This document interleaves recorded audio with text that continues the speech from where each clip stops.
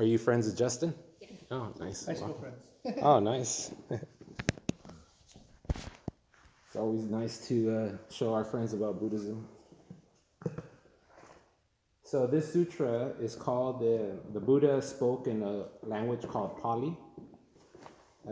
Most people may have not heard of Pali, but most people have heard of Sanskrit.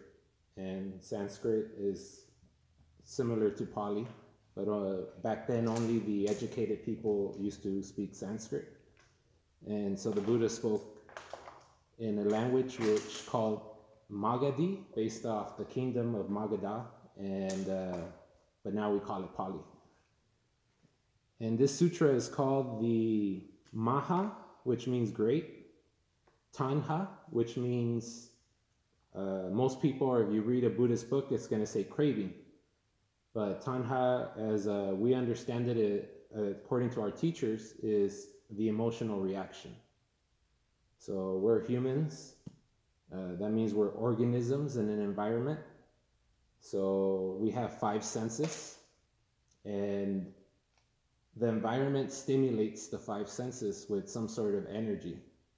So like right now, we look at the Buddha, there's light bouncing off the Buddha and then bouncing onto our eyes, and our eyes catch that light, and the nerve receptors in the eyes get stimulated, and that triggers what is electrical signal, electric chemical signal, and that sends a message to the brain, and now you perceive what is called seeing. So right now we have our eyes open and we see the movement, everything that's happening. That's called perception. You're seeing. And when I'm speaking, my vocal cords are vibrating the air. The air is vibrating, and then it hits your eardrum, and the eardrum vibrates. There's a little thing that looks like a hammer, almost a horseshoe. It vibrates, and there's hairs in there that also vibrate, and it turns that into a signal for the brain, and that's called hearing. That's also perception. And once the message goes up to the brain, we have cognition. So what is it that makes a human different than an animal? Is that we have the ability to think. So if someone brought their dog here and a stranger comes up, whose dog will bark? Possibly they will bark. But we as humans, we don't just bark. We have the ability to think, oh, who is that? That's a stranger. Okay, that's fine. You don't have to get upset. But the dog reacts. It wants to protect its owners, and it reacts. But we have the ability to think. And then the last thing is, after we think, after we interpret it, we react emotionally. So if we saw that stranger and he was like coughing and sneezing, everyone would get scared because of maybe the coronavirus right now. But if he said, oh, I have some allergies, actually, I have big allergies, then everyone's like, oh, now they interpret, oh, that's just someone who has allergies, he's not sick, and now we calm down. So that's what it means to be an organism. You're getting your senses stimulated. It creates an interpretation with your thinking. How do you interpret what you're perceiving in your environment? And it creates an emotional reaction based on that interpretation.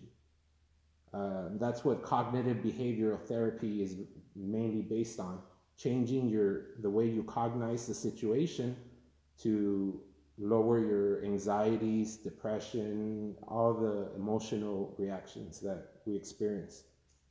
So here is called the Greater Discourse on or Bhante Punnaji calls it the Greater Discourse on the Great Deliverance from Emotion. So you can think of deliverance as becoming free from emotion, breaking emotion, destroying emotion, or bringing emotion to an end. Now, people who are new to Buddhism, they're going to hear that and be like, what? Emotion? Like, what about the good emotions? The good emotions we can think of like love or compassion, stuff like that. That is usually not a disturbance of the mind, because the organism doesn't become scared or excited. When it's compassion or a selfless state of mind, it's not based on an emotion, it's based on that tranquil state of mind. So most of the time we think that pleasure through the senses brings happiness. The best TV, the best music, going to shows, going to the best foods, like checking in on Yelp, all this stuff. That's basically, we're looking for pleasure because, hey, it's temporary happiness we're experiencing when we do that. But if you don't get what you want, then you suffer. You create this urge, this emotional reaction that you want to get something. If you don't get it, you suffer. And if you get something that you don't like, maybe you're experiencing maybe you work with customers or clients that are driving you crazy. You want to get away, but you can't because you're off at 8 o'clock or 5 o'clock. You're going to experience an emotional reaction of hating that experience, hating that feeling you're experiencing because of the environmental stimulation. So here the Buddha wants to show how this person who thought that reincarnation, who has heard of reincarnation? You guys. Even in Buddhism, people call it reincarnation. So reincarnation in the West is known as God putting a soul into a body. That's called incarnating. And when you die, someone taking your soul out of the body, because you're not the body, they say you're the soul, that's called discarnation. And then when you go back, you put that soul into a new body, they call that reincarnation. And that's the type of view we have now in a lot of the world, that we have a soul. There's people that think they're their bodies. And then there's people who say, hey, I'm not my body, I'm my soul. And in this situation, this is a story about when a monk thought that, he didn't say there was a soul that leaves this body and goes into another body. He said there's consciousness. Now we're in the 21st century now, and we're trying to figure out consciousness because we're a scientific society now.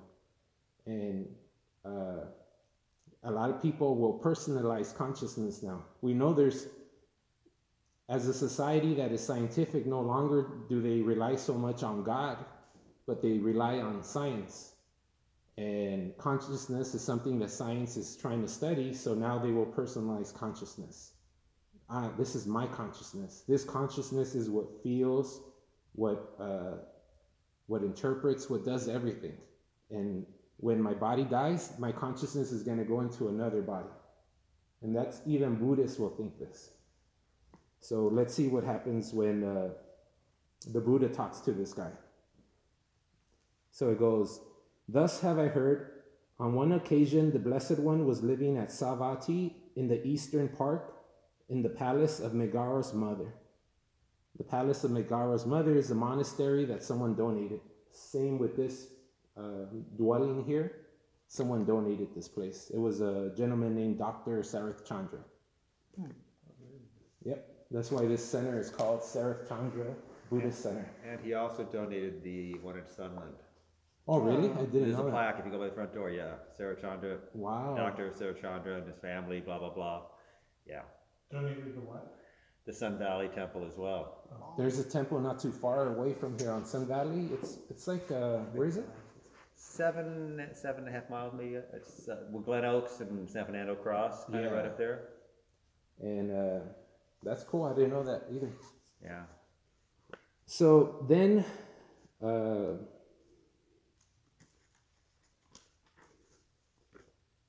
oh, scratch that. So we were dwelling in Savatthi Jeta's Grove, Anatta Pindika's Park. So Anathapindika would be our Dr. Sarath Chandra. He gave the part. The benefactor. Yeah, the benefactor.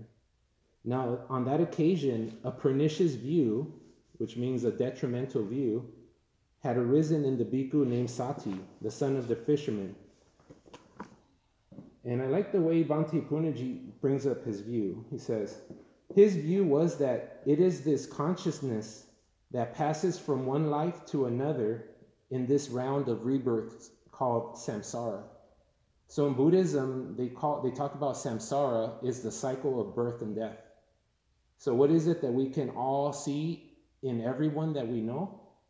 That they were born, they're going to get sick, possibly one day, they're going to get old, and they're going to die. And this isn't just to bring up, be pessimistic, let's think about the problems of life. But this is a problem of life. And most of our religions that we've created on this earth have been in reaction to this problem of life.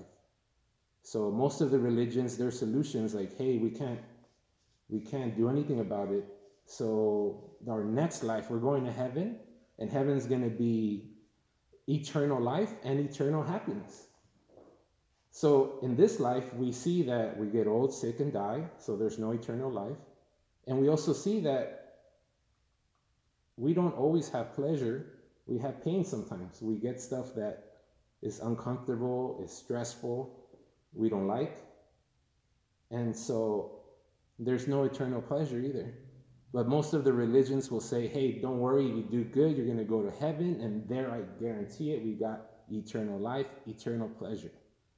So that's what samsara is, getting old, sick, and dying. Being born, getting old, sick, and dying, over and over and over. And here the Bhikkhu Sati thinks that consciousness is the one that's experiencing these things, going from one body to the other, one body to the other. And so several bhikkhus, having heard about this, went to the Bhikkhu Sati and asked him, friend Sati, is it true that such a pernicious view has arisen in you? That it is this consciousness that passes from one life to another in this round of rebirths called samsara? Exactly so, friends. As I understand the Dhamma taught by the Buddha, it is this same consciousness that goes from one life to another in this round of rebirths called samsara. Then those bhikkhus, those monks, hoping to detach Sati from that pernicious view, went to the Buddha. And before they went to the Buddha, they told Sati, don't you remember that the Buddha said that consciousness arises only due to the presence of the necessary conditions? So when I explained how the light is hitting our eyes or the air is vibrating on our eardrum, that was a condition. Then it's sending a signal to the brain and where you're perceiving, that was a condition. And then you making sense by cognizing and interpreting with your thinking about what you're perceiving, that's a condition. All this together is consciousness, and perception and conception is consciousness, and all that is due to the presence of the necessary conditions. If there was no sense perception, no cognizing, there would be no consciousness. So that's what they're trying to remind them. Hey, don't you remember the Buddha said that everything's based on conditions and that consciousness is not independent. It doesn't just travel independently like some entity. Because if we look at life started when one molecule started taking other molecules from its surrounding, using it as energy to create new molecules. And that started creating more life, and from molecules came cells. From cells came tissue. From tissue came organs. From organs came systems, where it takes multiple organs to run a system, like the nervous system, or like the circulatory system, the digestive system. That's all different organs working together. And then all these systems working together is what we call an organism. So an organism is basically an activity of building up and breaking down. Every time you build up, you create new cells, new molecules, new everything. But every time you use the energy, it also breaks down. This is what is called metabolism. Metabolism is made of the anabolic process, which is building up, and the catabolic process, which is breaking down. That's why with steroids, you hear anabolic a lot, because they're building up muscle. So this is life. Life is an activity. There's no entity. It's just an activity. To think about an entity in a dynamic reality called life would be like a delusion. It's like looking at the wave. As the wave is moving, you see it moving in the beach. That water that was over here, but as it moved, is now over here. It's not the same water. It was just a movement of the whole body of water. But we saw it as a single entity because we have memory and we recognize pattern. So they're trying to dissuade him and remind him of what the Buddha taught, but he sticks to his guns. And I want to read something that Bhante Punnaji says. It is important to understand that this sutta, the Buddha points out that the idea of rebirth in Buddhism is not the transmigration of a soul or a reincarnation, even though writers use these terms through their ignorance. Rebirth is not the continuity of a permanent soul from one life to another. It is not a continuity of an entity, but the continuity of an activity. There is no static entity in life to be called a soul. There is only a dynamic activity like a flame, which continues from life to life. This is why it is wrong to call life an existence, because existence is a static concept. Life is a dynamic process of activity that continues from birth to death and even beyond, similar to a flame, which can also be stopped, like blowing out a flame, or the flame can stop due to lack of fuel. So when the flame, if you light a candle and we blow it, or the wax and wick finish, it's gone. So that shows how that flame is like the activity of consciousness. It's based on conditions. When the Buddha said, Hetun Paticca Hetu Banga Nirujanti. So that means when the conditions are there, something happens. When the conditions are absent, it does not happen. So now when we want a flame, because we know this law of determinism, we know how science is determinism. Science is figuring out what conditions are needed for something to happen. That's why in Western civilization, in the 1800s, it's called the Age of Enlightenment. What happened during that time? They figured out this law of determinism, that everything is due to the presence of the necessary conditions, and they stopped believing in their old dogmas.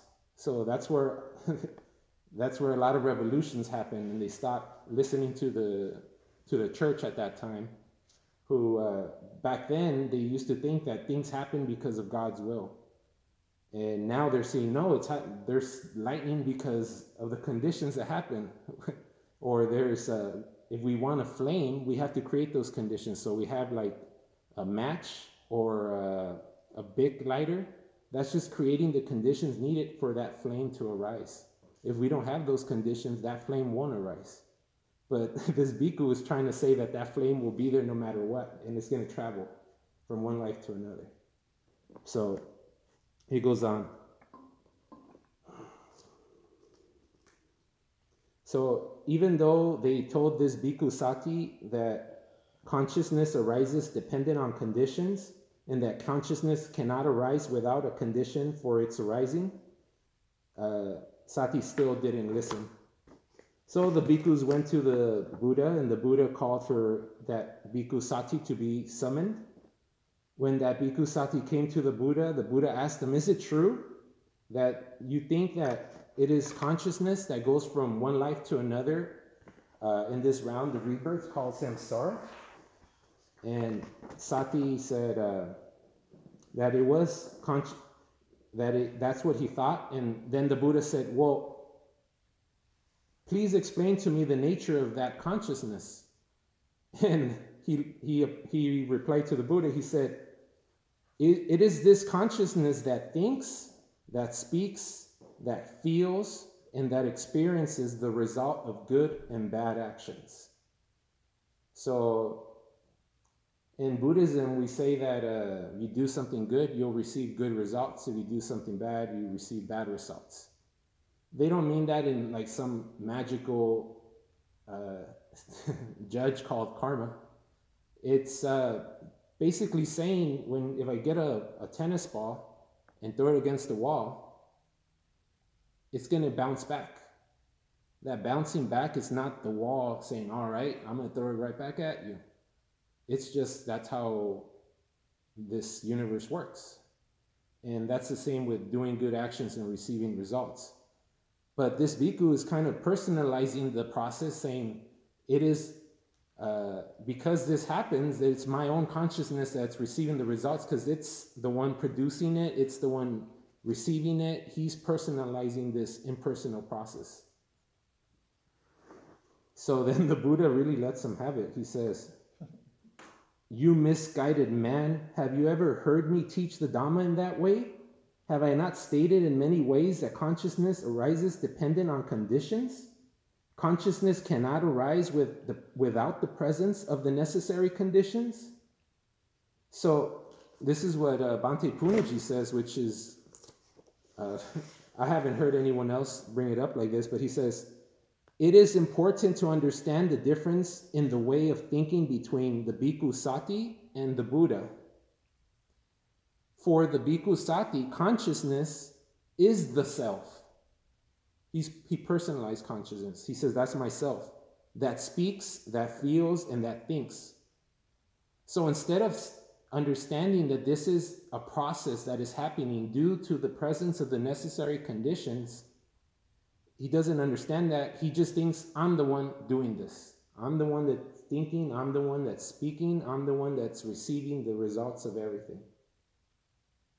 But for the Buddha, his way of thinking, consciousness is basically the process of perception. So what is the process of perception? The process of perception is what we talked about, the light bouncing onto the eye, that converting it into an electrochemical signal that gets sent up to the brain. The brain receives it. It perceives an image. It names that image and then uses all its senses to cognize and interpret what's happening.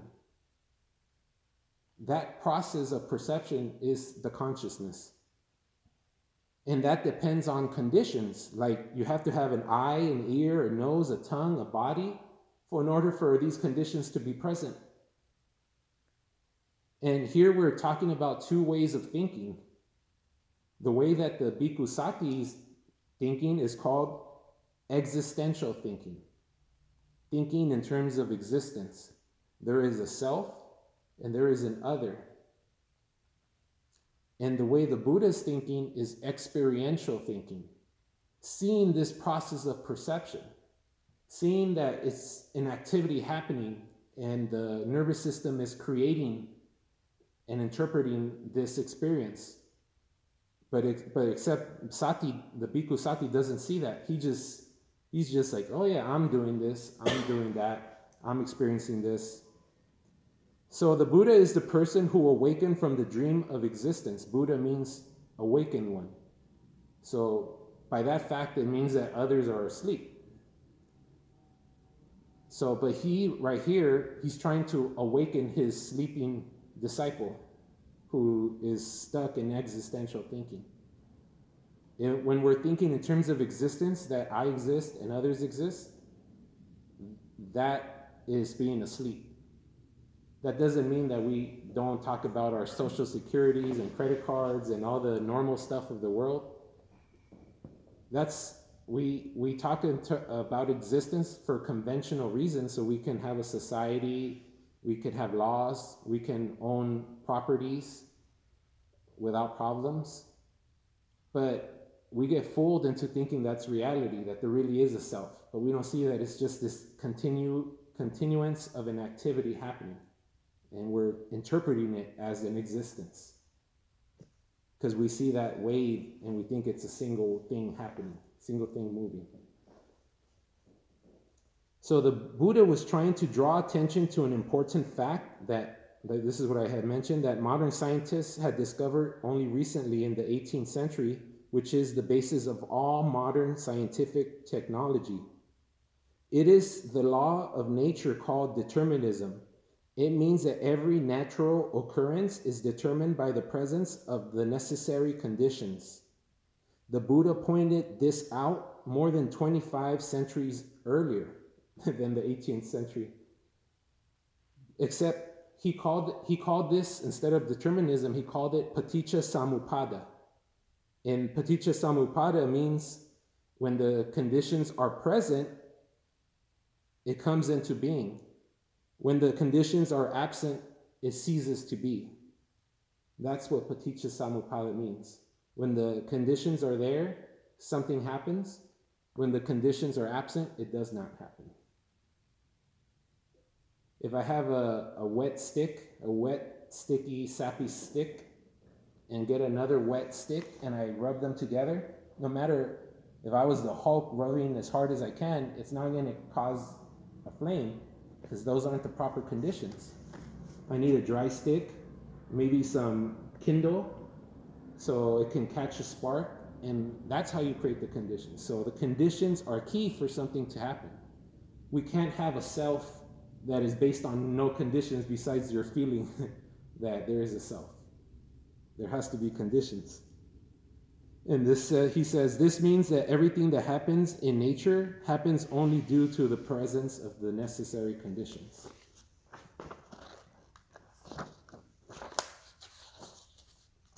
And he goes on, this is Bhante Punaji's words. He says, this means that natural occurrences are not due to the work of supernatural beings.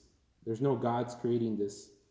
But due to the presence of the necessary conditions. In other words, everything that happens in nature is dependent on conditions. When the intelligentsia of Western civilization comprehended this fact, they lost faith in the religious dogmas. Remember, there was all revolutions throughout the whole world during that time. That was how science began to take the place of religion. Me and Bhante Sanata Vihari, the one who always runs this sutra class, we joke how the New Inquisition, the Old Inquisition was the Catholic Church, right? Oh. The New Inquisition is science. That's the New Inquisition. If they don't agree to it, it's not so. So, humanism was substituted for theism. So instead of theism, thinking there's a creator God controlling the universe, we thought in terms of humanism. So what is humanism? Humanism is taking refuge in human intelligence. So what does that mean? So if someone right now fell and split their knee and it has a huge gap, you're bleeding, are you going to take refuge in human intelligence or religious dogma? You're probably going to take refuge in human intelligence and get to the ER, to where a doctor who studied for 8, 12, 20 years learning about how the physiology and the process of healing, you're going to take refuge in his human intelligence. You're not going to go to you're not going to come here to the Bhantes and be like, Bhante, please help me. Bhante's not going to have any magical spells. He's going to tell you, go to the ER. What are you doing? So, humanism was substituted for theism.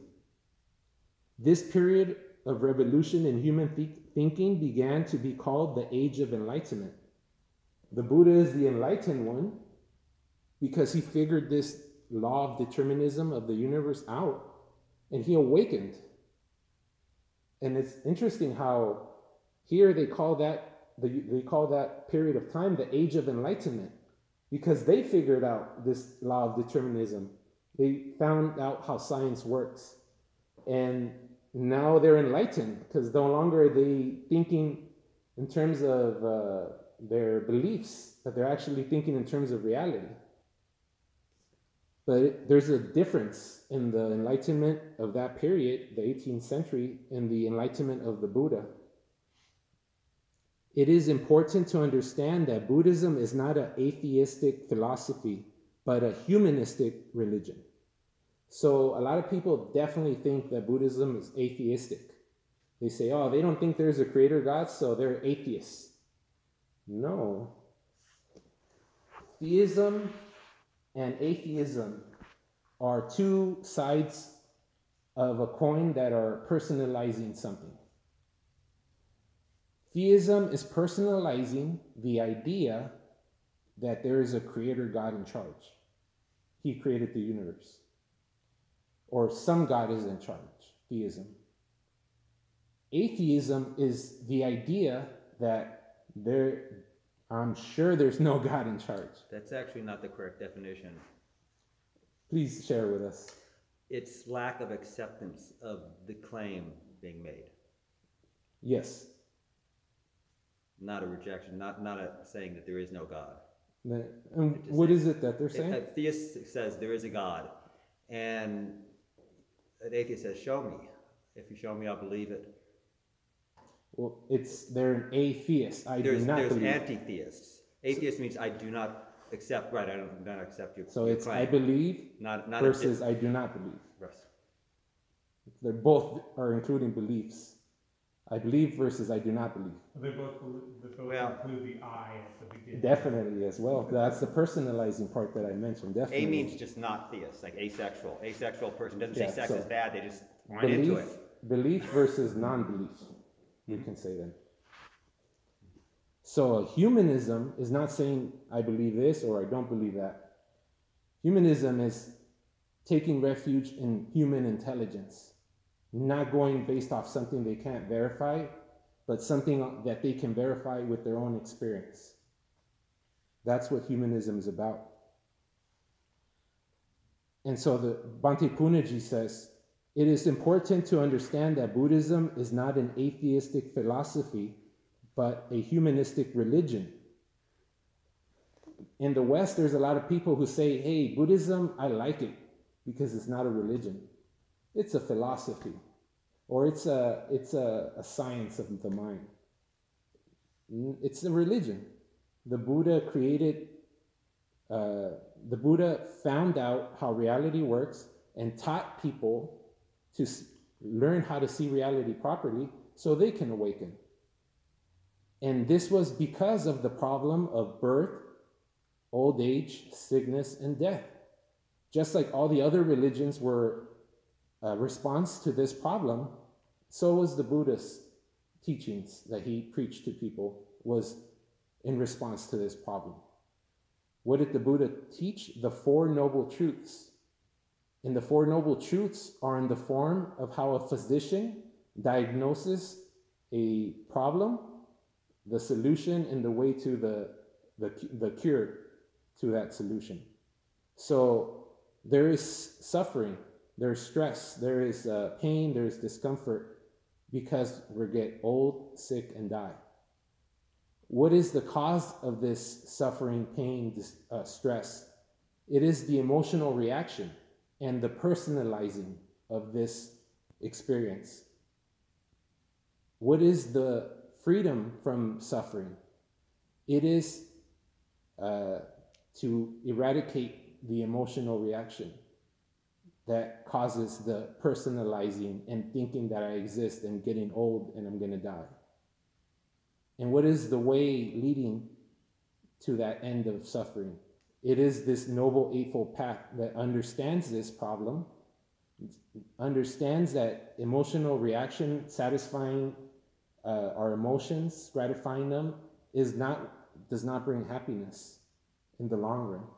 Maybe you get a temporary happiness, but it's not going to last long. So that's why he calls this a humanistic religion, because it is a religion. And he says, it is useful to know that the Buddha did not use this knowledge to conquer nature as modern science has done. So as soon as the 18th century started, we're like, all right, let's get cars, let's get electricity, let's get lights everywhere. So everyone can feel this problem of the emotions, because the emotions is always in conflict with reality. And this conflict of the emotions, I don't want it to be like this, or I want it to be different. That emotional reaction causes the suffering because it's in conflict with reality. It's not in harmony. So when the modern science learned about determinism, they're like, we got desires, let's change this environment to how I like it. Let's get air conditioners, let's get heaters, let's get refrigerators, let's get washers and dryers, let's get ranges, let's get king-size beds, let's get Tempur-Pedic. Like, they want to satisfy their emotions so that they're not in conflict with reality by making the environment as pleasurable as possible and trying, yeah. But what about things like vaccines? You know, that's not for pleasure. That's why I'm glad determinism is around. If we didn't have determinism, then we wouldn't figure out the vaccine. Yeah. We would try to pray. Right. Yeah, so definitely. So we use our intelligence to do that, but then for everything that we develop, it could have a negative consequence. So vaccine can now be turned into a viral, bio weapon. Yeah, we can create a nuclear bomb just as easily as we can create a vaccine. Yeah. Definitely. Would somebody who is, let's say, like awakened, like the Buddha, would they bother with pursuing science in that way? Like, would they be like, oh, I'm gonna make medicines? Or would they just be like, nah, I'm good right now, I'm peaceful, I don't need to pursue that? That's a great question. And the Buddha figured it out, right?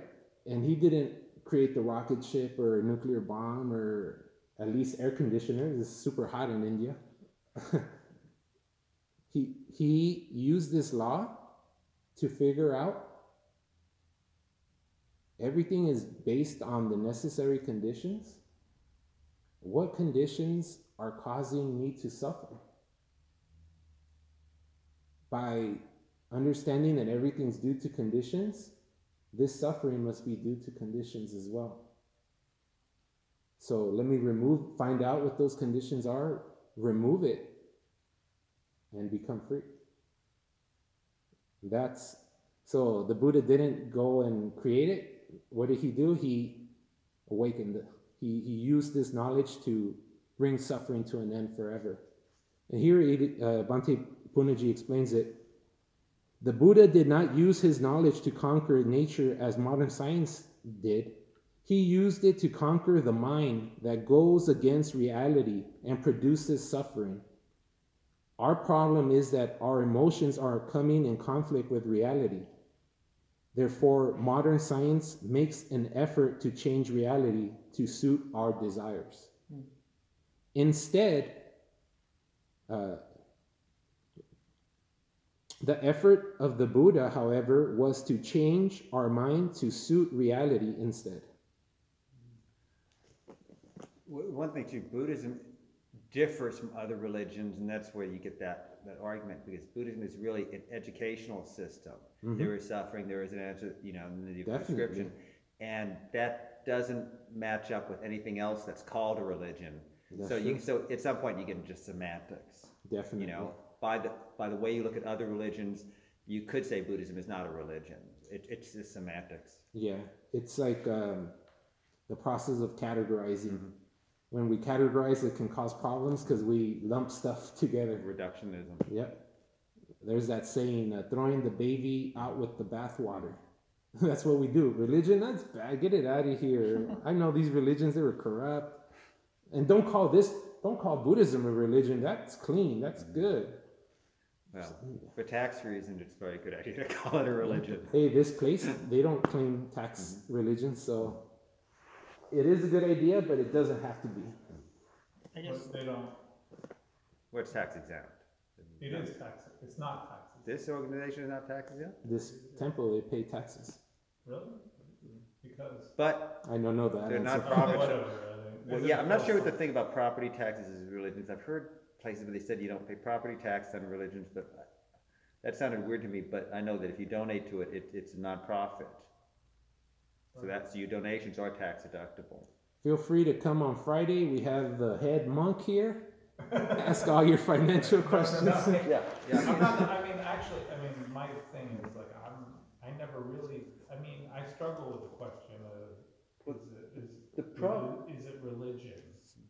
But the problem is you now put the government in the position of deciding what is and what isn't a religion. And by setting up a system like this. I just mean Buddhism, the practice in general, because we call it a practice. I don't want to talk about taxes. But that's like that is really semantics. By the way you would judge any other religion, it doesn't fit those. So it just depends on how you want to use words, you know. Yeah, as soon as there's categories, people are going to use the categories to suit their needs and emotions. So, the Buddha goes on, the effort of the Buddha, however, was to change our mind to suit reality the Buddha's effort was to change our mind to suit reality instead. Reality cannot be changed through technology. Only by changing our mind can the problem be solved.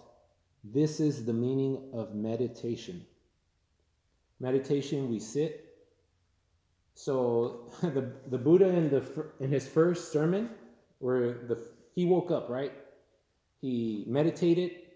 He woke up. He saw how his mind works. There was 3 knowledges he realized.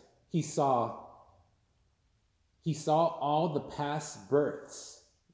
He saw how this activity has been continuing for hundreds of thousands, eons. He saw that. He saw when I was born in this time, had this name, I had this family, I had this wife, I had these kids, he saw everything. And then the second knowledge he got, he saw not just his own, how his activity what the process has been. He saw how others' activities are happening right now. He saw how others are being born, dying, reappearing. That activity continues in another experience. And he saw this and he says, wow, it's like everyone's being born based on their actions. That basically means based on the type of activity they live their life. That activity continues. It's not an entity, just how that wave is not an entity. It's just an activity of the whole body of water moving. So the third knowledge, he said, why is it that the action happens and that causes to be born? Well, that we all act because of the emotional reaction. So if somebody came and slapped somebody across the face, what's going to be our reaction? Either like want to retaliate somehow, get angry. That is an extreme example of how an action is caused by the emotion. The emotional reaction motivates us to act. And that's why I've heard that true willpower is the ability not to react if someone slaps you in your face. That's the real willpower. You can hold yourself back. You don't have to react according to your emotional reaction. But let's see how the Buddha responds. So he asked the bhikkhu, hey, what is it you think? He heard what he thought. He called him a misguided man. Asked him, have you ever heard me teach that way? Have I not told you how everything's based on conditions? Imagine if the Buddha was preaching to him now, he would have told that bhikkhu, don't you remember how the age of enlightenment, he would talk about everything we just discussed. But he goes on and says, bhikkhus, does doubt arise when one is uncertain? Does someone doubt if someone doesn't understand? And the bhikkhus answer, yes, Lord, it is so. And then the Buddha asks, is doubt abandoned in one who comprehends? So someone who comprehends reality, is doubt abandoned? Yes, Lord, it is so. And then he says, having comprehended it, do you hold on to it dogmatically? Having understood how this determinism works, this reality is based on conditions, do you hold on to it dogmatically? Do you cling to it? The Buddha says, no, Lord. Then the Buddha says, good. And then you understand that the Dhamma, the teaching of the Buddha, is similar to a raft for the purpose of crossing over and not for clinging to it dogmatically. So if someone needs to cross a river, they use the raft, get on it, go across. They don't put it on their back and then go about their business on their back. So that whoever is holding on to an idea dogmatically, they're carrying that raft on their back. They don't understand the purpose that the Buddha's teachings were for you to comprehend, not for you to hold on to it dogmatically, not for you to personalize this view. This view is good, is better than all the other views. We're correct, they're wrong. That's all the wrong way to understand the Dhamma. The way to understand the Dhamma is to comprehend reality and not to cling to anything, not to hold on to anything, not to personalize anything. Why?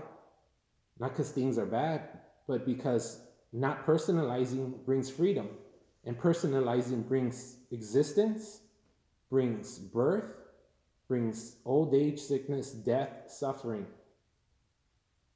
So, and then it goes on. So the Buddha, he's talking about existence, right? Because Sati is saying, hey, there's a consciousness that exists and leaves this body and goes to that body existing there and then goes to another body existing there. So the Buddha wants to make sure his monks are not confused, because he saw how confused one monk could be. And he's like, no, we're going to nip this in the butt right now. So he starts talking about existence. He says, bhikkhus, there are these 4 kinds of sustenances. So a sustenance is something that maintains the body or whatever is maintaining, a fuel, we can call it. There are these 4 sustenances, or these 4 fuels for the preservation of life of those who are already living or for those who seek a life. So any living being or a living being that's about to be born, they all depend on these 4 fuels for it to exist. And remember, exist doesn't mean exist essentially. It means having the conditions present for a certain amount of time. For this body, until it dies, that means the conditions were present for a certain amount of time. But for me to say, oh, I existed, that would be silly.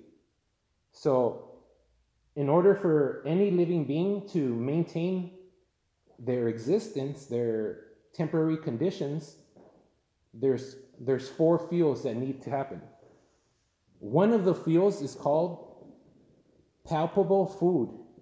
Palpable food means anything you can physically grab and eat or drink. That's one of the fuels. In Pali, it's called kavalinkara ahara. Ahara is food. Kavalinkara means physical food, palpable food. The second form of food is food in the form of cognition. So cognition is when all the senses send information to the brain. And remember, we have 3 stages of brain evolution. We have the brainstem, we have the limbic system, which is the emotional center that triggers glands to secrete hormones and excite the body, get it ready to fight or go after food or whatever it needs to do. And then we have the neocortex. Neo means new. The new part of the brain, the cerebral cortex, the outer part of the brain that thinks, that separates us from the rest of the animals. So cognition happens in the newest part of the brain, the cortex, and it's when all the senses send information up and they all meet in the cortex, and we make sense and interpret all that information, all the sensations and perceptions and feelings. We put it all together and construct objects. So as soon as I cognize, now there's objects. Now we have 6 people sitting in front of me, 6 objects. But in order for me to know there's 6 objects, I need to see, hear, maybe smell, maybe touch. I need all information through all my senses to meet in the brain so I can determine and interpret you guys as humans, human objects out there. So, and this, talking about food in the form of cognition, is saying that we can't help but keep getting stimulated through our senses. We look for more and more stimulation for our senses, and I'm guilty of it. I don't go anywhere without listening to music or a podcast or a Dharma talk or a book on tape. We're all constantly seeking stimulation through the senses. That's the fuel of cognition. So 2 types of fuels have been spoken of: fuel as physical food and fuel as sensual stimulation that meets in the cortex that creates cognition.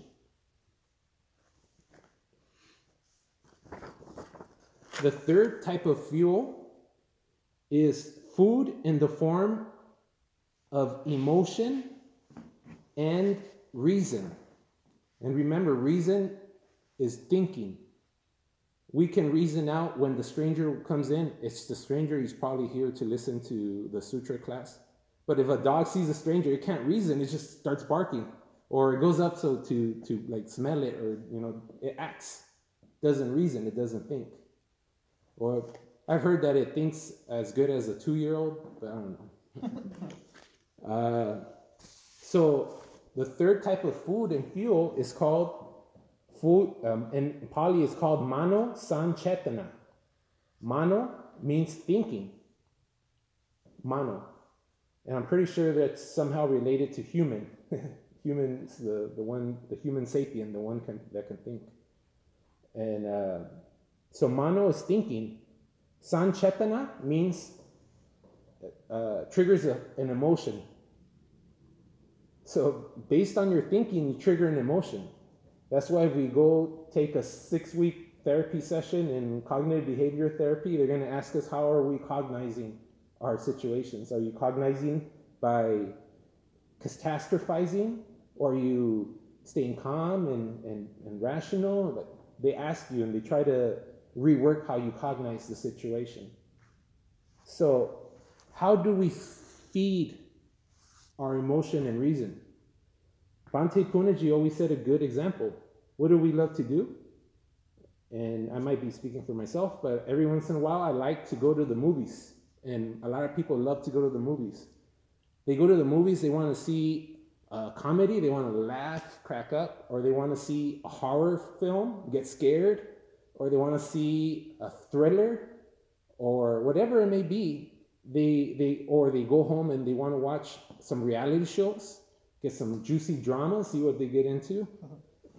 Novelas, that's like the epitome of drama.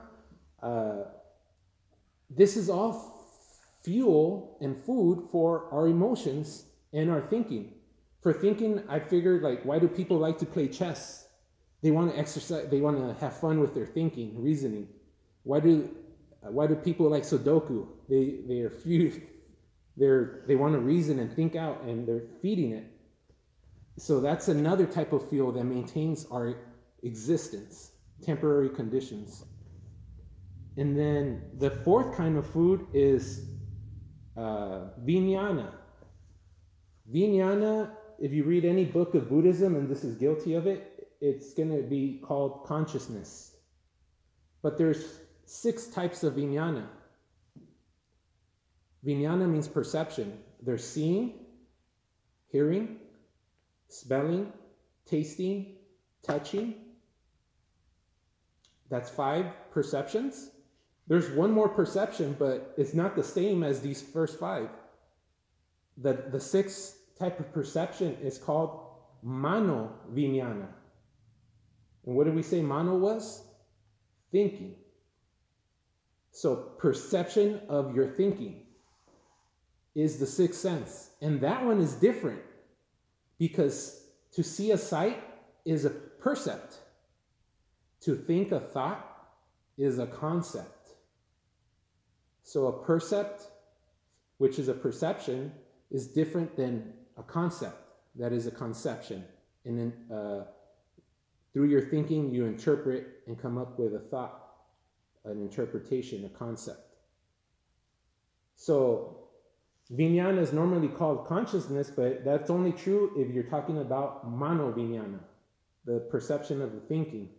And if you go to any psychology book, get a textbook for the universities, they're going to define consciousness, or at least the ones I've seen, as perception of thinking. And they add a few other things as well, like attention and memory and stuff like that. So here, food in the form of vijnana, it means the 5 vijnanas and the 6th vijnana, which is the thinking, which is consciousness. So food in the form of being conscious. We're all conscious. We're not passed out. So we're all conscious, at least to a certain degree, that we're here sitting down in the temple, that it is Wednesday night. We're all conscious of this. And so food that is physical maintains the body. Food that is in the form of cognition is maintaining that activity. Food in the form of emotion and reasoning is maintaining that activity. Food in the form of perception or consciousness is maintaining that activity. That's what we can speak of when we say the word existence. That's what maintains the preservation of life, is these 4 foods. And notice how the Buddha didn't talk about birth, rebirth, and karma and rebirth. He's talking about what's happening now in this experience. He's describing this experience. People always talk about existence in terms of the past, the future, or even the present. But the past doesn't exist. It's gone. Like, the future has not come. And the present moment is becoming the past every moment. And the past doesn't exist. We already said that. So time is really an illusion, but we're creating this illusion constantly and using it as a convention. But existence doesn't work without time. And that is why the Buddha is talking about existence in this way. He's talking about what's happening now. Not you existed in the past, you existed in the future. Right now you have an activity that's being maintained by physical food, activity that's being maintained by cognition, activity that's being maintained by emotion and reasoning, an activity that's being maintained by perception and being conscious. That's the type of existence we're experiencing now that's outside of time. We don't have to bring up time to see this activity. So he says, and let me look at the time I've been talking. You guys, if you have questions, feel free to ask. I think we got a little bit more time. So he says, it is important to realize that the Buddha did not speak of an existence. He did not speak of an existing personality or a self that is reborn. He only spoke about the experience of a living organism and how it was maintained depending on conditions. From there on, he got into a discussion of the concurrence of antecedents, Paticca Samupada. So this means that the Paticca Samupada is not a description of rebirth that takes place, but it's a description of how experience arises and how it passes away irrespective of time, independent of time. In other words, it is not based on existential thinking, it's based on experiential thinking. Paticca Samupada is the meat of Buddhism.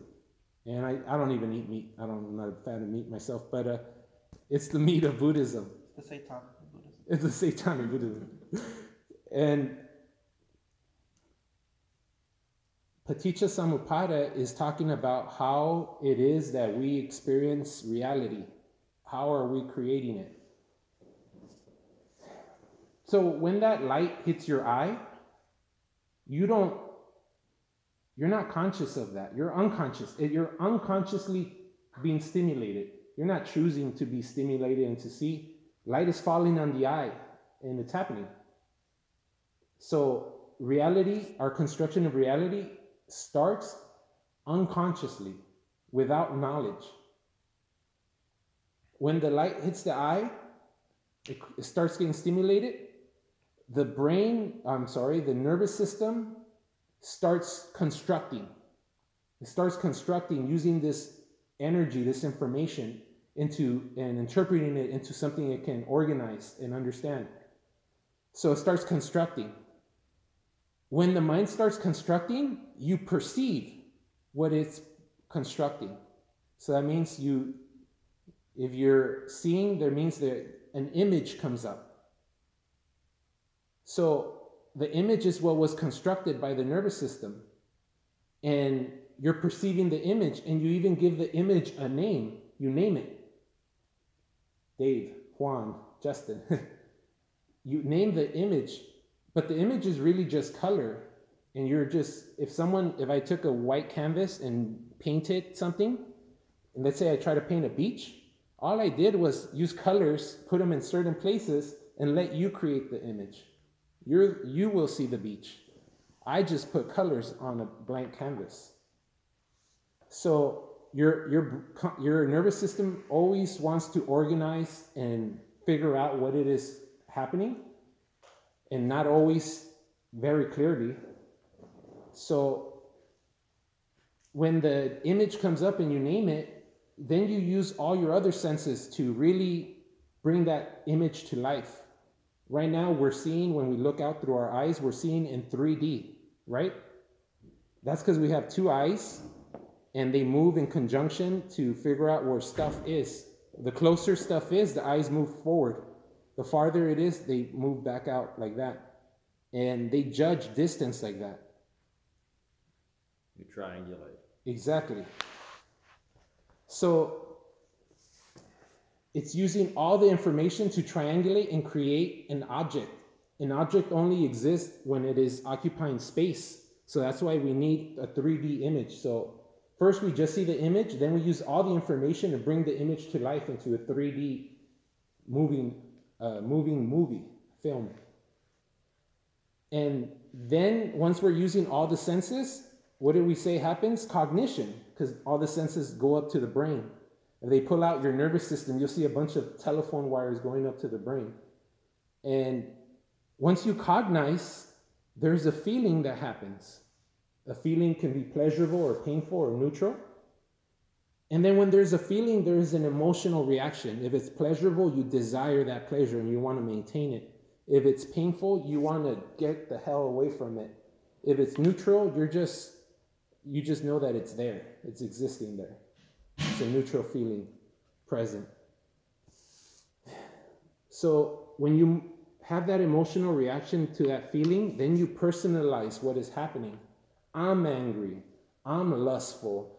I'm afraid. I'm depressed. I'm anxious. All these emotions, we personalize. And as soon as you personalize that experience, now no one even had to bring up an I. There was no existence needed to even get to that point where you're personalizing.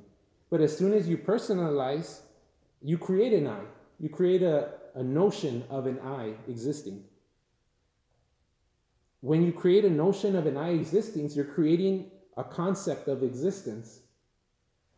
And then by creating a concept of existence, that means you're personalizing the emotions, the feelings, the thoughts, the perceptions.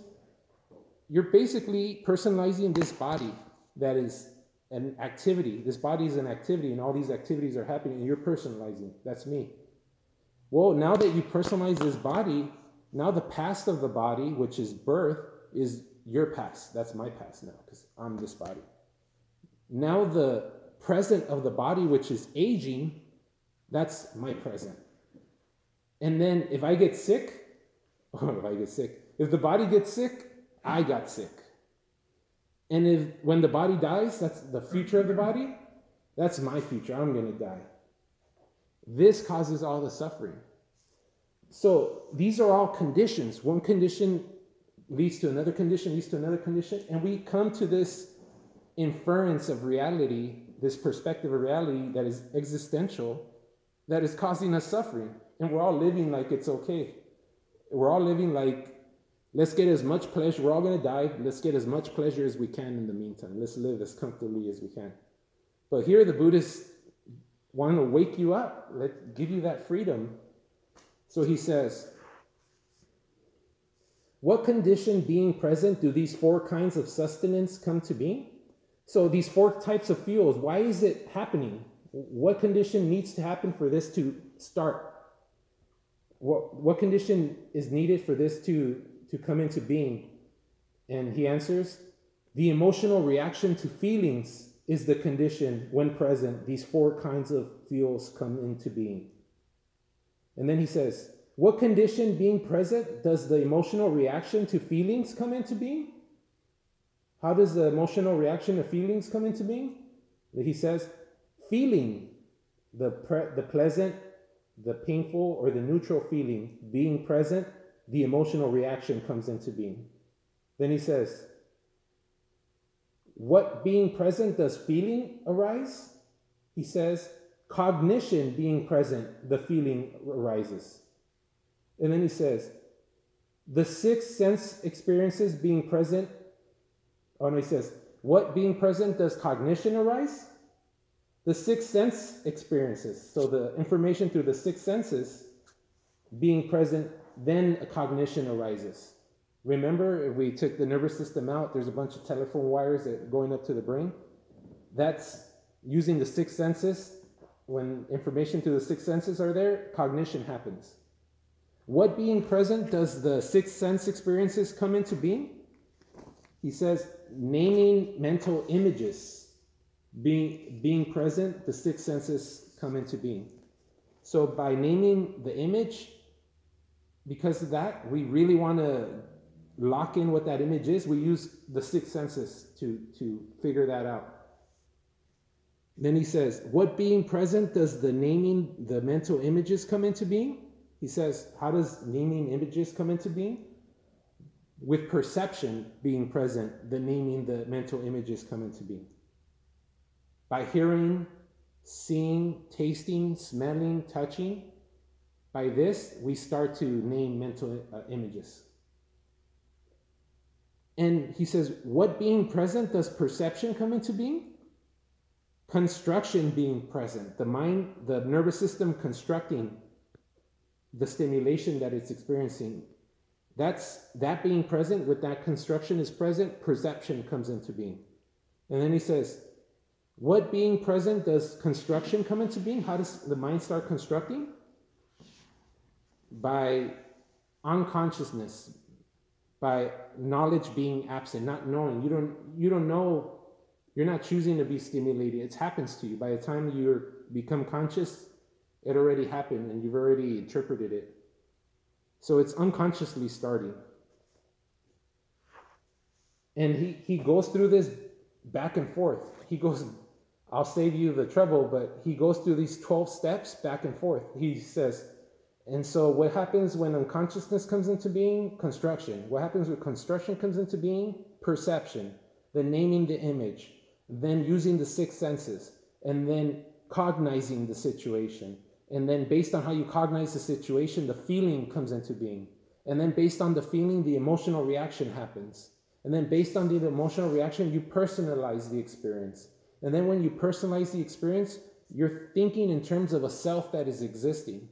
And now that you're thinking that you exist, you also think you're being born, you're getting sick, you're getting old, and you're going to die. And this causes stress and suffering.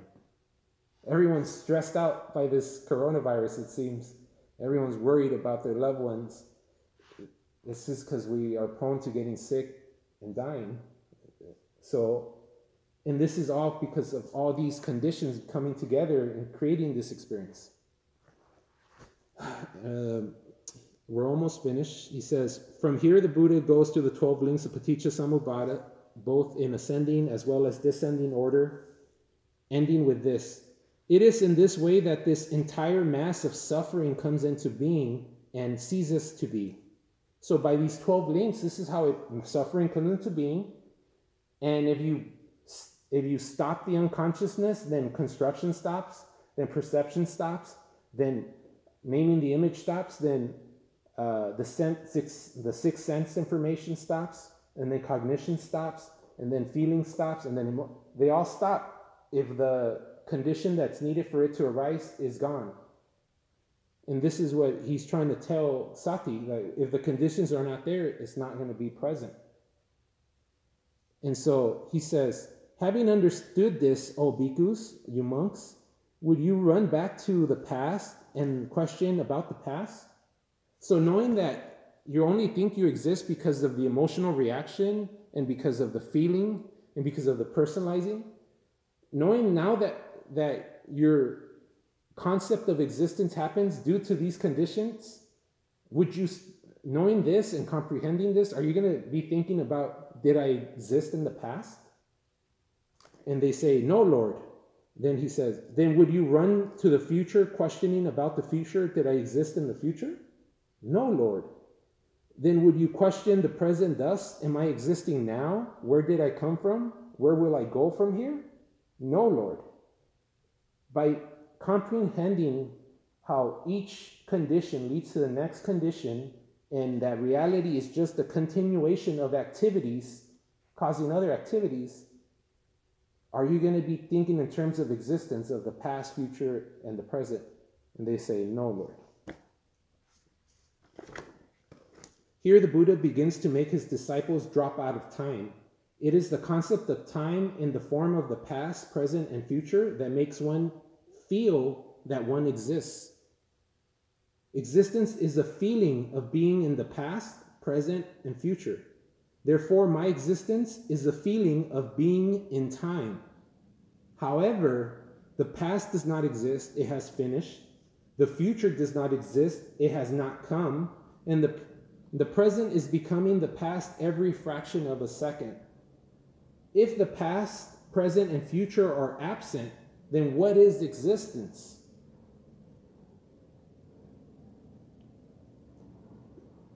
Existence is a delusion. Existence is only a feeling.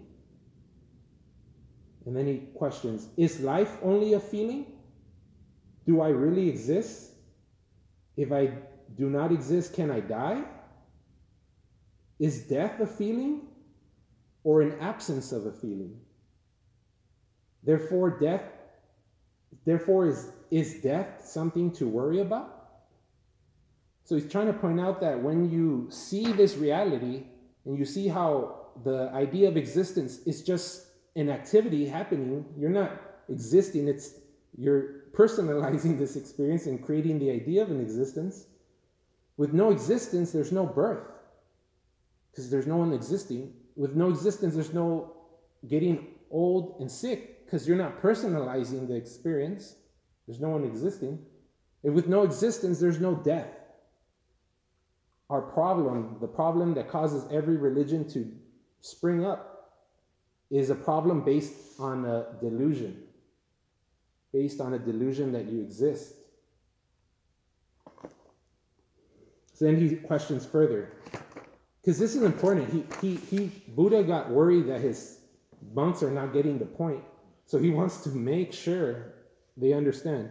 Having comprehended this, would you state, I believe this out of the respect for my teacher? Are you saying yes only because you respect me? And they say, no, Lord. Having comprehended this, would you seek another teacher? Having understood reality and how it comes into being, are you going to go find another teacher? No, Lord. Having comprehended only about what you have seen and understood for yourself. Oh no, he says, will you be speaking only about what you have seen and understood for yourselves? Yes, Lord. Good bhikkhus, you have been guided by this Dhamma, which is well expressed, visible here and now, independent of time. It's verifiable, it's introspective, to be personally experienced by the intelligent. Having brought the disciples into this correct perspective, the Buddha begins to speak about how rebirth takes place. Oh man. So this is going to be a really short run. This is how the Buddha speaks about how rebirth takes place. He says, bhikkhus, conception takes place dependent on three conditions. The union of the parents, the mother being fertile, and here it says the agent seeking rebirth. So in Buddhism, people understand the teachings of the Buddha existentially, unfortunately. So a lot of times you'll see that, yeah, they call this third condition, which is the agent being that's seeking rebirth. They call it that, like, it's a thing, like it's an entity waiting to be born. But the word they're using in Pali is Gandhava. Gandhava is known as a type of angel. And it's known in Hinduism as one of the angels that sings and delivers messages from world to world. Kind of like Hermes in Greek mythology. He delivers messages. He's super fast. So this Gandhava, this word Gandhava, is a type of transmission. So what do I always say based on what I've learned from my teachers? That in the moment of death, you have this emotional reaction, which the emotional reaction comes in the form of an electromagnetic wave. If someone's super angry, you're going to feel them being angry. You can feel it. I work with customers. I can feel it. So that's an energy you're sending out by your emotion that's based on how you're thinking and interpreting. As when you die, that electromagnetic signal gets sent off. And that signal still, it's looking for, like, let's call it an antenna. Because when we take my phone and I stream YouTube, I am taking a signal and I see like a person in there. I don't think it's someone existing in my phone talking to me. It's just a signal, transmission that it caught. So same here, when you get angry or you have an emotion in the moment of death, you die, that electromagnetic signal gets transmitted. I think that's the third condition, when with a union of the parents, meaning, I'm guessing it means sex, and also the mother being fertile. And the third here, it says agent seeking rebirth, the Gandhava. I think it's the transmission of that electromagnetic signature, and it gets caught like an antenna in that moment. So when these three conditions, that's what the Buddha says, that's how conception happens. And then he says, after conception, the mother carries the embryo for 9 months, and the child is born. When the child grows up, the child begins to play games. When he grows up and his faculties mature, the youth enjoys the 5 sensual pleasures. On seeing images with the eye and hearing sounds with the ear, he lusts after them, he personalizes them, and he comes into existence, resulting in birth, aging, death, and all the consequent suffering. Then a Tathagata, a Buddha, arises in the world. He describes the nature of the world, everything we just discussed tonight. And he speaks about the Dhamma, what we discussed tonight, that is pleasant in the beginning, the middle, and the end. Why is the teaching of the Buddha pleasant in the beginning, middle, and end? It's because anytime you start employing these techniques, this practice to bring suffering to an end, you start getting relieved of suffering. And that's pleasant. Whenever you have, right now, if you're sitting down, you don't feel anything, you're okay with it. But if you had a toothache, that experience of not feeling anything would be so pleasurable. It would be so pleasurable to just be okay without any pain. That's why this teaching of the Buddha is good in the beginning, the middle, and the end. No matter when you start it, you're going to start relieving suffering. He says, and this Dhamma is pleasant in the beginning, middle, and end, and reveals the holy life. Having heard the Dhamma, he abandons the sensual life and begins to discipline himself. He abandons seeking happiness in sensual stimulation. And he starts disciplining himself because and he'll tell you how. He said he begins disciplining himself. He begins to become one who acts in full awareness. So disciplining yourself is becoming aware of everything you're doing. Getting up in the morning, using the bathroom, walking here to work. Whatever you do, you're conscious of what you're doing. You're aware.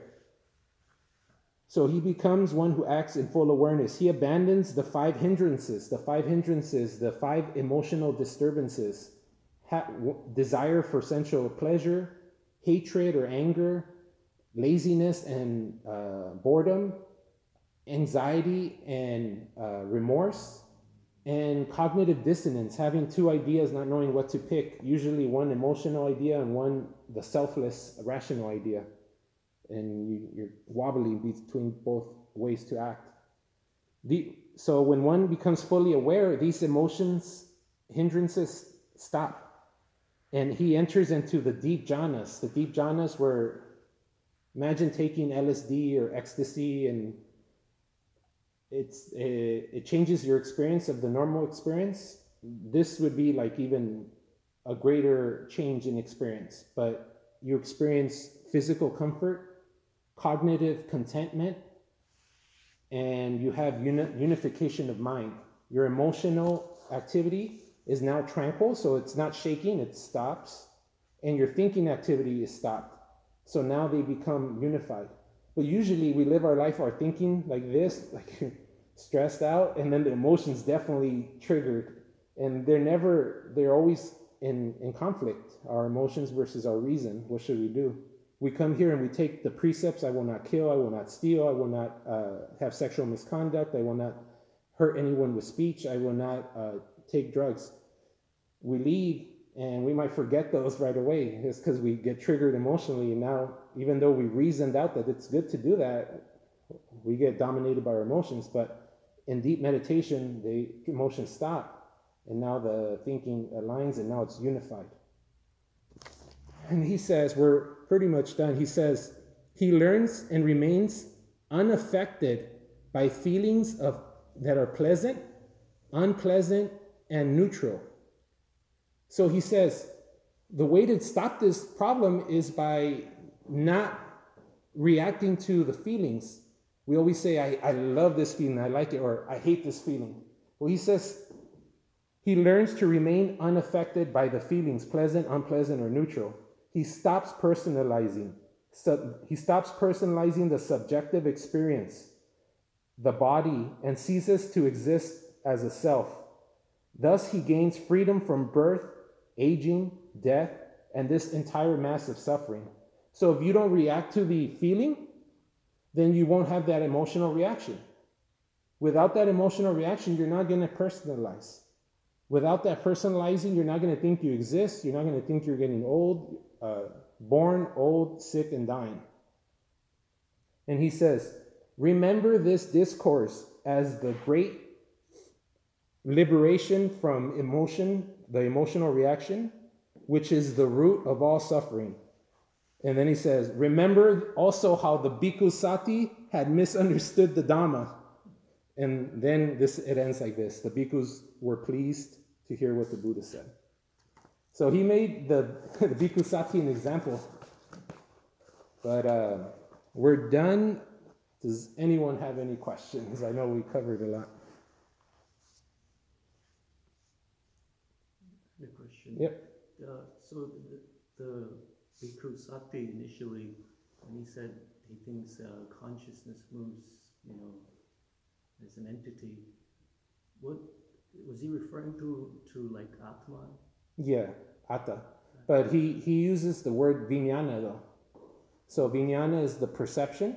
And remember, there's 5 types of perception, and the 6th one is thinking perception.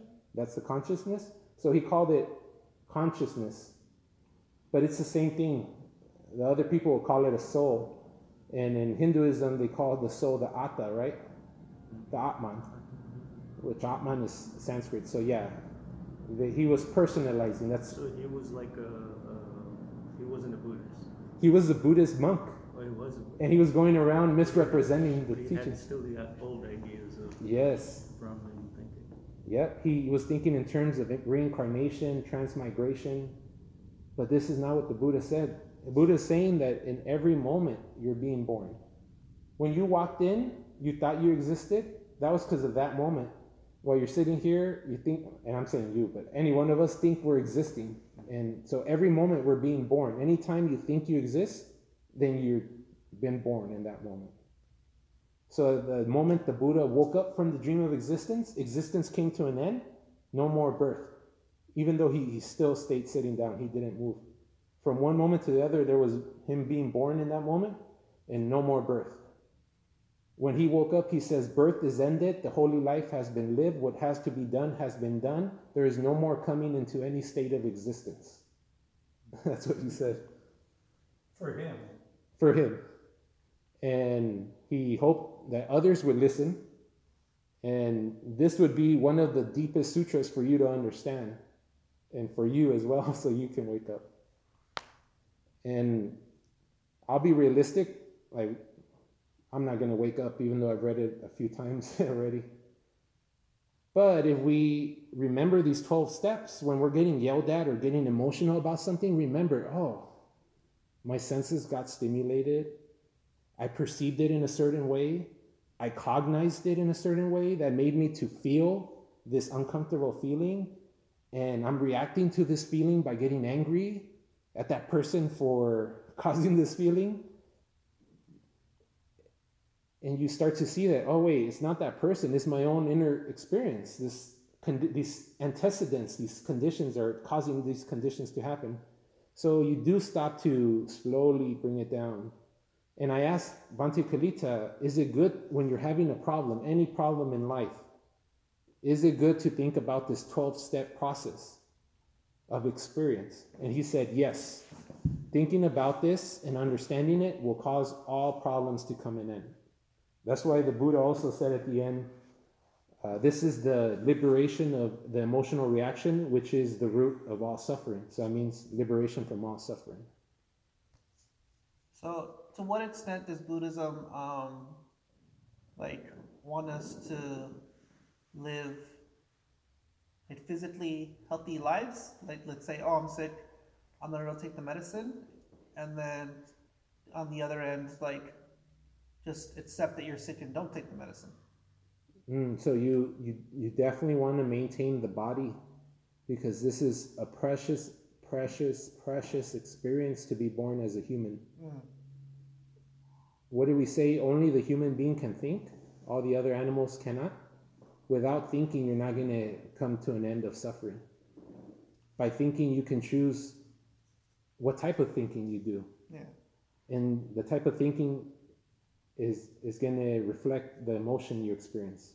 What type of mood? Is it going to be an emotional mood, or is it going to be a calm, tranquil mood? So yeah, you want to maintain the body, keep it safe. That way you can continue practicing the teachings and continue helping others. Yes, Bob. And at Buddha pujas, you'll once in a while see like a thing of Tylenol getting passed to the Buddha. There is medicine is included in. Yeah, it's part of the 4 requisites we offer the monks. Food, so medicine, clothing, and shelter. Okay. What about the newcomers? Have you heard of Buddhism in the past? Yes, but this is our second time here. We don't know anything other than our last Wednesday here. Oh yeah, I missed last Wednesday, so I didn't get to see you. Nice. What do you think of it now? 2 times. I like the values it holds. Definitely helps with my anxiety. Able to think more clearly. So I like that. That's good. Good. Yeah, it's good in the beginning, good in the middle, good in the end. It can always help.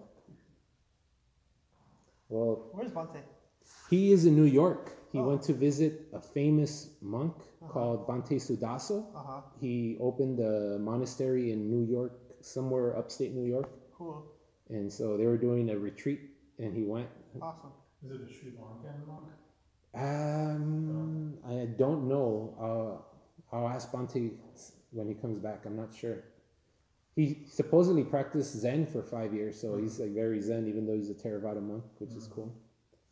But yeah, he's getting his vacation. Gets a break from temple duties and school duties. Cool. He's gonna come back refreshed, like coming back from spring break. Awesome. About the hangover. We'll end here. Thank you, everyone. Sukhi Hotu.